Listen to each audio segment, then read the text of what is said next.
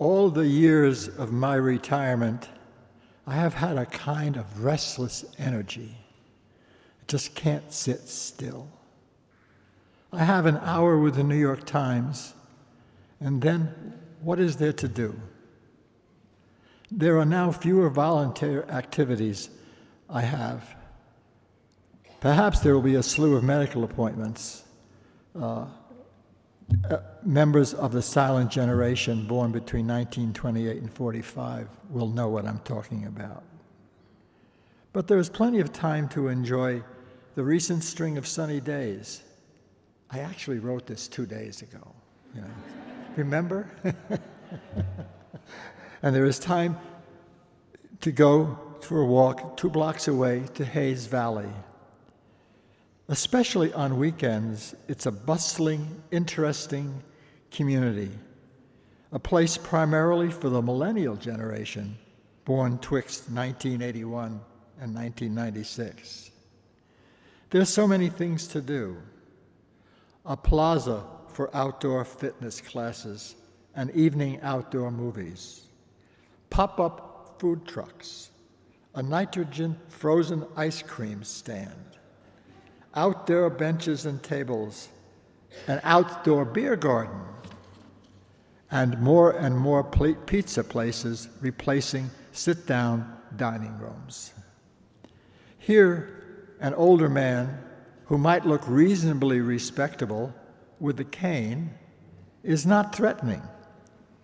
Walking folks nod, and sitting at an outdoor table is great for people watching.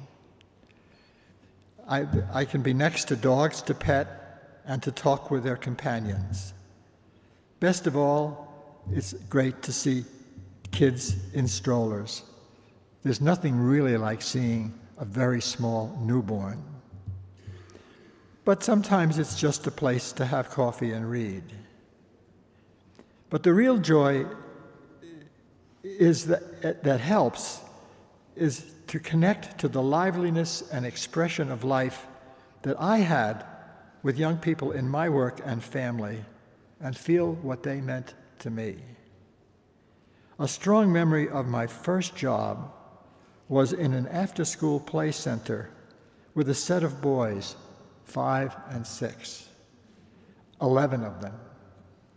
I spent every time afternoon after school with them in a program that was specially designed for them, and full-day summers, and even took them to camp for 3 weeks. I did that for over 2 years. We played kickball on the roof, playing on the rocks in Central Park, and cooking a stove cake from scratch every week. They lived in a poor but solid, respectable section of New York Upper East Side, no longer there, and they now would be on the cusp of 70, and they were baby boomers. Next was a stint in a nursery school with 4 and 5-year-olds housed in the Unitarian Community Church of New York, where I also taught in the church school. Following this, a stint as a YMCA youth director in a diverse, poor area of Manhattan. It was work, but it also was fun, delightful, and meaningful. The great part was being with the energy and excitement of kids as they grow and try to understand life. There was a very different energy in my life with college students. I started as a counselor at Brooklyn College in 1960, moving along to be an administrator, and in the last 10 years, a psychological counselor. These kids were a lively, ambitious group, fun, but serious in their purposes and intentions. Over 32 years, the student body changed dramatically, starting as 90% Jewish and moving very diversely to a population where more than half of the students were not born in this country, and a lot of the others were children of immigrants, especially many Black and Haitian students from the Caribbean. The time of being among the millennials in Hayes Valley evokes memories of my time with these young adult baby boomers and Gen Xers. But softer thoughts move away from the bustle to the gem of Hayes Valley, Alice's Green, a long patch of green lined with benches, ending at a wonderful small play-climbing dome, replete with ropes hanging and webs on the dome to climb to the top. There was a path for running around it for the children, and encircled by a larger path for parents, caretakers, and grandparents.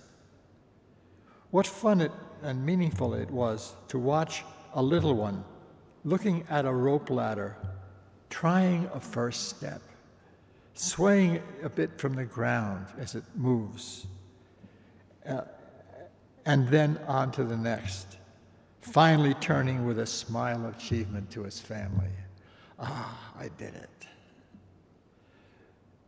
I get flooded with memories of the children of my nursery bit as they grew, and especially of Freddie and Joe, the only two names I remember now, of the other 9 that we'd spent 2 years together doing fun. Adding to this feeling is the sight of a father and preschool playing. I don't know if, when I had 2 sons, that they benefited very much from my earlier work, because I'm not so sure that I carried along the wisdom that I now feel I learned. But I had much joy, especially in their early years, as they faced the challenges and met the issues that life presented to them. These are precious memories of the energy of the past and opportunities to feel the quiet joy of nurturing and of being nurtured. Thank you.